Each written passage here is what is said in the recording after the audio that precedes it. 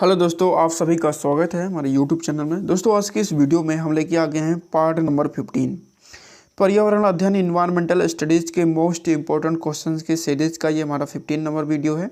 आप बीए कर रहे हो, बीएससी कर रहे हो, बीकॉम कर रहे हो और किसी भी ईयर में हो, इन्वायरमेंटल स्टडीज़ का पेपर पास करना कंपलसरी होता है। इसलिए उसी के लिए हम 500 मोस्ट इंपॉर्टेंट क्वेश्चन की सीरीज चला रहे हैं। यदि आप इतना भी तैयार कर लेते हैं तो बड़े अच्छे से आपका पेपर क्लियर हो जाएगा। ये हमारा है पार्ट नंबर 15। तो चलिए बिना टाइम वेस्ट किए अपने इस वीडियो को शुरू करते हैं। दोस्तों, यदि आपको किसी भी क्वेश्चंस का आंसर आता है तो कमेंट बॉक्स में अपना आंसर ज़रूर लगाएं, क्योंकि जिस क्वेश्चंस के बारे में आप लिख देते हो वो क्वेश्चंस आपको हमेशा के हमेशा याद हो जाता है, हमेशा के लिए याद हो जाता है और बड़े अच्छे से क्लियर हो जाता है। तो अपना आंसर ज़रूर लगाएँ कमेंट बॉक्स में यदि आपको किसी भी क्वेश्चंस का आंसर आता है। पहला क्वेश्चन हमारा है 351। अभी तक के पार्ट में हमने 350 क्वेश्चन टोटल 350 क्वेश्चंस को कवर करवा दिया है। ठीक है, यदि आपने नहीं देखा है तो जाइए, प्लेलिस्ट बनी हुई है, वहाँ से आप वॉच कर सकते हैं। तो यहाँ पर हमारे पास क्वेश्चन है 351 और बोल रहा है कि मरुस्थलीकरण का कारण है। जो हमारी मरुस्थल पाए जाते हैं, मरुस्थल बनने का रीज़न क्या है वास्तव में, आपको वो बताना है।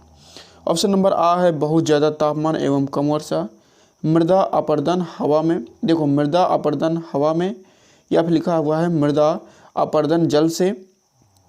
ठीक है, और यहाँ पर लिखा है वनोन्मूलन, वनोन्मूलन। तो इसका जो दोस्तों सही जवाब है वो है ऑप्शन नंबर आ, बहुत ज़्यादा तापमान एवं कम वर्षा से। जो भी हमारा ज़मीन होता है वो मरुस्थल का रूप लेने लगता है यदि वहाँ पर वर्षा कम हो और बहुत ज़्यादा तापमान हो। तो आपने याद रखना है इसको, इम्पोर्टेंट क्वेश्चन है। नेक्स्ट देखो, क्वेश्चन नंबर हमारा है 352। पृथ्वी पर उपस्थित संपूर्ण जल का 97% भाग पाया जाता है। आपने याद रखना है कि पृथ्वी पर उपस्थित 97% भाग जल का कहाँ पाया जाता है? नदियों में पाया जाता है, तालाबों में, या फिर कुएं में, या फिर समुद्रों में पाया जाता है। तो सही जवाब है ऑप्शन नंबर द, समुद्रों में पाया जाता है। ठीक है, सिर्फ 3% जल ही हमारा पीने योग्य है। क्वेश्चन नंबर हमारा है 353। इसमें आपको बताना है सवाना की औसत वार्षिक वर्षा है। औसत वार्षिक वर्षा पूछ रहा है दोस्तों। तो इसका जो सही जवाब है ऑप्शन नंबर सा, 50 से 160 सेंटीमीटर। ठीक है, नेक्स्ट देखो, क्वेश्चन नंबर हमारा है 354। विश्व का प्रसिद्ध घास स्थल है। बड़ा ही इंपॉर्टेंट क्वेश्चन है, पूछ रहा विश्व का प्रसिद्ध घास स्थल है। काफ़ी रिपीटेड है इसलिए इम्पोर्टेंट है, क्योंकि क्वेश्चंस का रिपीट हुआ करता है ना, तो ये बहुत ही ज़्यादा इम्पोर्टेंट है, आपने ध्यान में रखना है। कौन सा है बहुत ही प्रसिद्ध घास स्थल? स्टेपीज, प्रेरीज, पंपास, या फिर उपरोक्त सभी। तो देखिए, ये सारे के सारे क्या हैं? ये बहुत ही फेमस घास स्थल हैं, आप उन्हें याद रखना है। तीनों के तीनों क्या हैं? बहुत ही फेमस घास स्थल हैं। तो इसका सही जवाब है ऑप्शन नंबर द, उपरोक्त सभी। नेक्स्ट देखो, क्वेश्चन नंबर हमारा है 355। किस बायोम में स्थायी रूप से बर्फ जमी रहती है? आपको बताना है किस बायोम में स्थायी रूप से बर्फ जमी रहती है। टैगा में, टुंड्रा में, या फिर पंपास में, या फिर द सवाना में। ठीक है, तो इसका जो सही जवाब है ऑप्शन नंबर बा, टुंड्रा में। ठीक है, जो टुंड्रा बायोम है हमारा, इसमें हमेशा स्थायी रूप से बर्फ जमी रहती है, आपने इसको याद रखना है, टुंड्रा में। बढ़ते नेक्स्ट क्वेश्चन पे। नेक्स्ट हमारा है 356। आपको बताना है कंपोस्ट खाद बनाने में समय लगता है। कंपोस्ट खाद बनाने में समय लगता है, कितना समय लगता है? 5 दिन, 5 से 10 दिन, 10 से 15 दिन, या फिर 15 से 20 दिन। तो दोस्तों, जो इसका राइट आंसर है वो है ऑप्शन नंबर द, 15 से 20 दिन लग जाता है। कंपोस्ट खाद का मतलब क्या है भाई? कंपोस्ट खाद का मतलब है पशु मल से या फिर जो सड़े गले पदार्थों से बनाई गई जैविक खाद। ये एक प्रकार की जैविक खाद होती है। ठीक है, तो ये 15 से 20 दिनों में इसका निर्माण हो जाता है। नेक्स्ट देखो, क्वेश्चन नंबर हमारा है 357।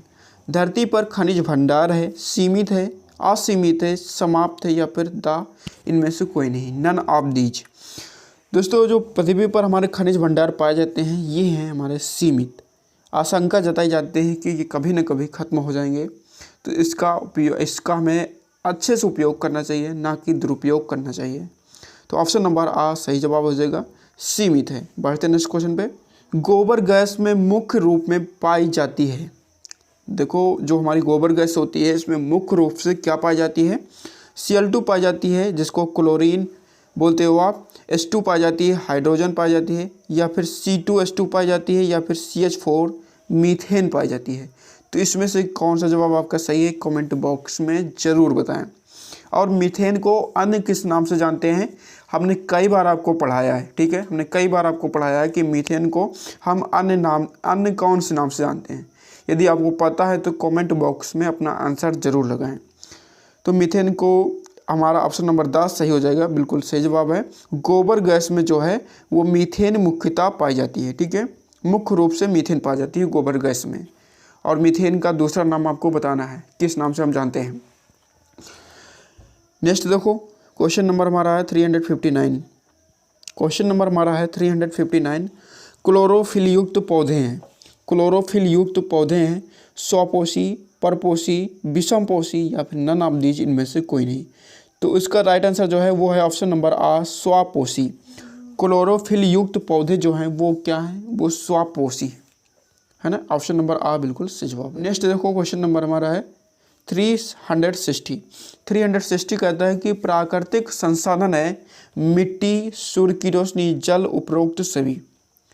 तो बहुत ही अच्छा क्वेश्चन है, सिर्फ सोचने वाला क्वेश्चन है ना, आपके माइंड में बिल्कुल सेट हो जाएगा। देखिए भाई पूछ रहा कि प्राकृतिक संसाधन है, तो मिट्टी क्या हम मानवों ने बनाया है, नहीं बनाया ना। रोशनी, सूर्य की रोशनी, इसको भी हम लोगों ने नहीं बनाया है। और जल, इसको भी हम लोगों ने नहीं बनाया। तो ये सारी की सारी तीनों चीज़ें क्या हैं, ये सारी की सारी हमारे जो तीनों चीज़ें हैं ये प्रकृति की देन है, ठीक है। तो कैसे संसाधन है, ये प्राकृतिक संसाधन है जो हम मानवों बनाते हैं, जो हम मानव बनाते हैं, जो भी चीज़ें हम मानव बनाते हैं उसको हम बोलते हैं कृत्रिम संसाधन। क्या बोलते हैं, कृत्रिम संसाधन। तो आपको इसको भी याद रखना है, कभी कभी आपसे पूछ देगा कि कृत्रिम संसाधन कौन कौन से हैं, है ना, तो आपको इसको भी याद रखना है। उसमें से जो भी ऑप्शन आपका मानव द्वारा निर्मित वस्तु का हो वही आपका सही है, ठीक है।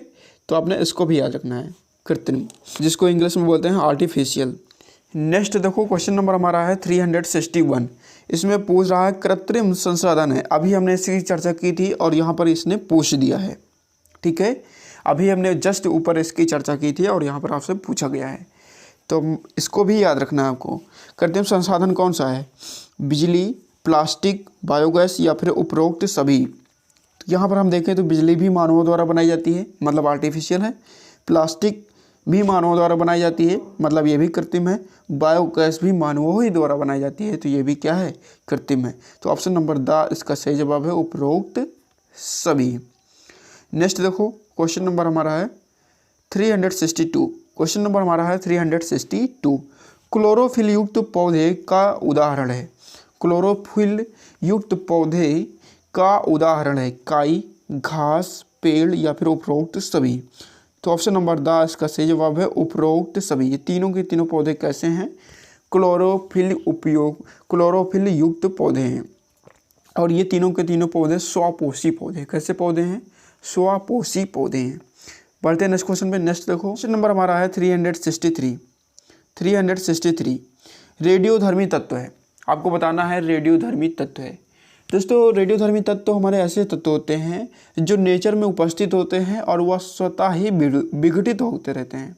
उनमें से 3 किरणें उत्सर्जित करते रहते हैं, अल्फा, बीटा और गामा, ठीक है। रेडियोधर्मी जो तत्व होते हैं वो स्वतः ही विघटित होते रहते हैं, ठीक है, उनका विघटन होता रहता है और उनमें से 3 किरणें निकलती रहती हैं, अल्फा, बीटा और गामा। तो आपने इसको भी याद रखना है। अब पूछा कि रेडियोधर्मी तत्व है कौन सा भाई, प्लेटिनियम, यूरेनियम या फिर थोरियम या फिर ऑप्शन नंबर द उपरोक्त सभी। तो इसका जो सही जवाब है ऑप्शन नंबर द उपरोक्त सभी। देखो दोस्तों जो प्लूटोनियम होता है, यूरेनियम होता है, थोरियम होता है, ये सारे के सारे हमारे रेडियोधर्मी तत्व हैं। तो आपको इन तीनों को याद रखना है। कोई एक भी आपसे पेपर में दे देगा कि आपको बताइए इनमें से कौन सा रेडियोधर्मी तत्व है, बाकी आपको ऐसे तत्व दे देगा नॉर्मली वाले, ठीक है। तो आपने याद रखना है, यदि आपको ये सारे तत्व याद रहेंगे तो आप अपना उत्तर आसानी से दे पाएंगे। बढ़ते हैं नेक्स्ट क्वेश्चन पे। आपने बताना है खनिज संसाधन है, नवीकरणीय है, अनवीकरणीय है, बहुमूल्य है या फिर इनमें से कोई नहीं। दोस्तों जो हमारा खनिज संसाधन होता है ये नवीकरणीय तो नहीं होता है, अनवीकरणीय है। ठीक है, जो हमारा खनिज संसाधन निकाल लिया जाता है उसको हम दोबारा उत्पन्न नहीं कर सकते हैं। तो हमारा ऑप्शन नंबर बा बिल्कुल सही जवाब है, अनवीकरणीय है। आपने याद रखना है, ऑप्शन नंबर बा बिल्कुल सही जवाब है। नेक्स्ट देखो क्वेश्चन नंबर हमारा है 365। खनिजों को हम बांट सकते हैं, किस में बांट सकते हैं आपको वो बताना है। जैव व अजैव में, ठंडे व गर्म में, धातु व अधातु में, मुलायम व ठोस में। तो ऑप्शन नंबर सा बिल्कुल सही जवाब है, धातु व अधातु में हम खनिजों को बांट सकते हैं। और खनिज हमारे दो प्रकार की जनरली होते हैं, धात्विक खनिज और अधात्विक खनिज। तो आपने ये याद रखना है कि खनिजों को हम दो भागों में बांट सकते हैं, धातु एवं अधातु में। ऑप्शन नंबर सा बिल्कुल राइट आंसर है। नेक्स्ट देखो क्वेश्चन नंबर हमारा है 366। जल का घनत्व तो अधिकतम होता है, मोस्ट रिपीटेड क्वेश्चन है और बहुत ही इंपॉर्टेंट है। ठीक है, आपने इसको जरूर याद कर लेना है। जल का घनत्व तो अधिकतम होता है, कब होता है? जब जल का तापमान 30 डिग्री सेल्सियस होता है, जब 4 डिग्री सेल्सियस होता है, या फिर जब जल का तापमान 6 डिग्री सेल्सियस होता है, या फिर 12 डिग्री सेल्सियस होता है। सही जवाब आपका है ऑप्शन नंबर बा, जब जल का तापमान 4 डिग्री सेल्सियस होता है तो उसका घनत्व जो है वह बहुत ही अधिकतम होता है, उच्च होता है। नेक्स्ट देखो, यदि आपको वीडियो पसंद आ रही है तो लाइक जरूर करें और अपने दोस्तों के साथ शेयर करें। क्वेश्चन नंबर हमारा है 367। रासायनिक खाद मृदा में बढ़ाते हैं।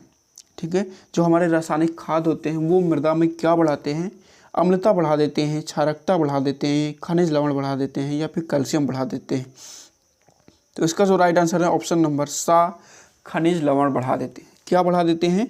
खनिज लवण बढ़ा देते हैं। जो भी हमारे रासायनिक खाद होते हैं वो मृदा में खनिज लवण की मात्रा बढ़ा देते हैं। ऑप्शन नंबर सा बिल्कुल सही जवाब है। नेक्स्ट देखो क्वेश्चन नंबर हमारा है 368। क्वेश्चन नंबर हमारा है 368। इसमें आपने बताना है कि गाय के मांस को क्या कहते हैं। गाय के मांस को क्या कहते हैं? तो इसका जो राइट आंसर है ऑप्शन नंबर बा है, बीफ। इसका हम सीधा आंसर बता रहे हैं, ऑप्शन नंबर बा है बीफ। कभी कभी आपसे प्रश्न में ये भी पूछ देगा कि चिकन के मांस को हम क्या कहते हैं, है ना। चिकन किसका मांस है, किसके मांस को हम चिकन कहते हैं? तो ये जो हमारा होता है मुर्गे के मांस को बोलते हैं। मटन किसके मांस को बोलते हैं? तो ये हमारा है जो होता है भेड़िया। भेड़ी के मांस को हम बोलते हैं मटन। पोर्क किसको बोलते हैं? ये जो सुअर का मांस होता है उसको हम बोलते हैं पोर्क। ठीक है, जो सुअर का मांस होता है उसको हम बोलते हैं पोर्क। तो ये सारे के सारे आपको याद रखना। नेक्स्ट देखो क्वेश्चन नंबर हमारा है 369। कौन सा सूक्ष्म तत्व है? आ है नाइट्रोजन, बा है बोरान, या फिर पोटेशियम, या फिर सल्फर। कौन सा है? सबके सिंबल भी आप याद रखो, इम्पोर्टेंट है। ठीक है, सबके सिंबल आपको याद रहेगा तो बहुत ही ज़्यादा हेल्प मिलेगी आपको इन्वायरमेंटल स्टडीज़ के पेपर में। तो यहाँ पर देखो, एन प्रतीक किसका है? नाइट्रोजन का। बी प्रतीक किसका है? बोरान का। के किसका है? पोटेशियम का। और एस किसका है? सल्फर का। तो पूछ रहा है आपसे कि कौन सा सूक्ष्म तत्व है, तो ऑप्शन नंबर बा सही है, बोरान जो है ये हमारा सूक्ष्म तत्व है। नेक्स्ट देखो क्वेश्चन नंबर हमारा है 370। बहुत ही गजब का क्वेश्चन है और काफ़ी रिपीटेड क्वेश्चन है। बताना है आपको, फल एवं सब्जियां अच्छे स्रोत हैं। फल एवं सब्जियां अच्छे स्रोत हैं। प्रोटीन के अच्छे स्रोत हैं, चर्बी के अच्छे स्रोत हैं, कार्बोहाइड्रेट के अच्छे स्रोत हैं, या फिर खनिज एवं विटामिन्स के अच्छे स्रोत हैं। तो फल एवं सब्जियां जो हैं ये हमारे खनिज एवं विटामिन्स के अच्छे स्रोत हैं। ठीक है, फल एवं सब्जियां क्या हैं? खनिज एवं विटामिन के अच्छे स्रोत हैं। आप क्वेश्चन नंबर हमारा है 371। गन्ने में जो लाल सड़न रोग होता है, आपने कभी न कभी ज़रूर देखा होगा। यदि आपने गन्ने का पेड़ देखा है, यदि आपने ध्यान से देखा हो तो उसमें लाल सड़न रोग पाया जाता है। ठीक है, तो लाल सड़न रोग किसके कारण होता है? जो गन्ने में हमारा लाल सड़न रोग होता है वो किसके कारण होता है? ऑप्शन नंबर आ है फफूंदी की, बा जीवाणु, विषाणु, या फिर सस्यदह की असंतुलन के कारण होता है। तो इसका जो राइट आंसर है ऑप्शन नंबर आ, फफूंदी के कारण होते हैं। ठीक है, आपने याद रखना है कि गन्ने में जो हमारा लाल सड़न रोग होता है वो होता है फफूंदी के कारण। क्वेश्चन नंबर हमारा है 372। आपको बताना है IARI स्थित है, कहाँ पर स्थित है? IARI कहाँ पर स्थित है? तो पहले जान लो IARI है क्या, उस तत्पश्चात हम आपको बताएंगे कि ये कहाँ स्थित है। देखो आई का मतलब क्या है? आई का मतलब यहाँ पर है इंडियन, ए का मतलब क्या है? एग्रीकल्चर, आर का मतलब क्या है? रिसर्च, और आई का मतलब फिर से क्या है? इंस्टीट्यूट। फिर से सुन लीजिए, इंडियन एग्रीकल्चर रिसर्च इंस्टीट्यूट। बताना है आपको ये कहाँ पर स्थित है, पुणे में, कोलकाता में, नई दिल्ली में या फिर लखनऊ में। दोस्तों ये स्थित हमारा है नई दिल्ली में। कहाँ पर स्थित है? नई दिल्ली में। तो आपने इसका फुल फॉर्म भी याद रखना है, फुल फॉर्म भी पूछता है पेपर में, और इसका मुख्यालय या फिर कहाँ पर स्थित है वो भी ये पूछता है। नेक्स्ट देखो क्वेश्चन नंबर हमारा है 373। क्वेश्चन नंबर हमारा है 373 और ये बोल रहा है कि मरुस्थलीकरण इनमें से किस कारण होता है? अति चराई के कारण होता है, वनों का कटान के कारण होता है, या फिर उपरोक्त सभी, या फिर इनमें से कोई नहीं। तो सही जवाब है आपका उपरोक्त सभी। ठीक है, ऑप्शन नंबर 7 बिल्कुल सही जवाब है, उपरोक्त सभी। अति चराई के कारण और वनों के कारण, वनों के कटान के कारण, दोनों के कारण होता है। ठीक है, यदि वहाँ पर वनों का कटान भारी मात्रा में पाया जाता है तो जो हमारा जो भूमि है वो धीरे धीरे मरुस्थल का रूप लेना शुरू कर देती है। ठीक है, मरुस्थली बनना शुरू हो जाती है। नेक्स्ट देखो क्वेश्चन हमारा है 374। 374 IIVR स्थित है। आपने बताना है IIVR स्थित है।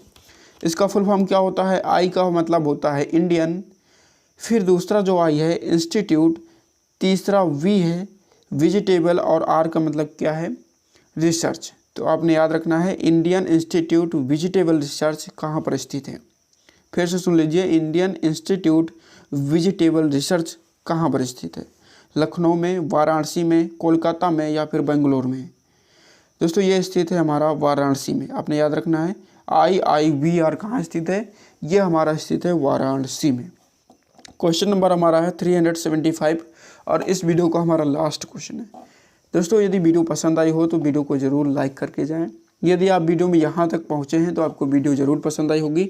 मैं आपको भरोसा दिलाता हूँ यदि आप इतने क्वेश्चंस तैयार कर लेते हैं तो आप बहुत ही अच्छे लेवल पर अपने नंबर ला सकते हैं इस पेपर में, बहुत ही अच्छे नंबर ला सकते हैं इस पेपर में। सारे के सारे क्वेश्चन मैंने बहुत ही रिसर्च के बाद इंक्लूड किए हुए हैं, और जो रिपीटेड क्वेश्चन है उनको भी हमने इसी वीडियो में शामिल किया हुआ है, ये इसी सीरीज में शामिल किया हुआ है। तो सारी वीडियोज आप ज़रूर देख लें, आपको चैनल पर प्लेलिस्ट मिल जाएगी, या फिर आप डिस्क्रिप्शन बॉक्स में को चेक करो, वहाँ पर मैं लिंक वीडियोज़ की दे दूँगा। मृदा किस श्रेणी के अंतर्गत आती है? आपने ये बताना है। मृदा किस श्रेणी के अंतर्गत आती है आपको बताना है। ऑप्शन नंबर आ है ट्रोपोस्फेयर, या फिर एटमॉस्फेयर, या फिर लिथोस्फेयर, या फिर हाइड्रोस्फेयर। दोस्तों जो हमारी मृदा होती है ये आती है लिथोस्फेयर। किसके अंतर्गत आती है? लिथोस्फेयर के अंतर्गत आती है। आपने इसको याद रखना है। आई होप कि आपको वीडियो पसंद होगा, और मिलते हैं नेक्स्ट वीडियो में। तब तक के लिए नमस्कार, जय हिंद। चैनल पर नए हो तो सब्सक्राइब करके बेल आइकन को दबा लेना, ताकि मैं कोई भी दूसरा वीडियो अपलोड करूं तो उसका नोटिफिकेशन आपके मोबाइल में बज जाए।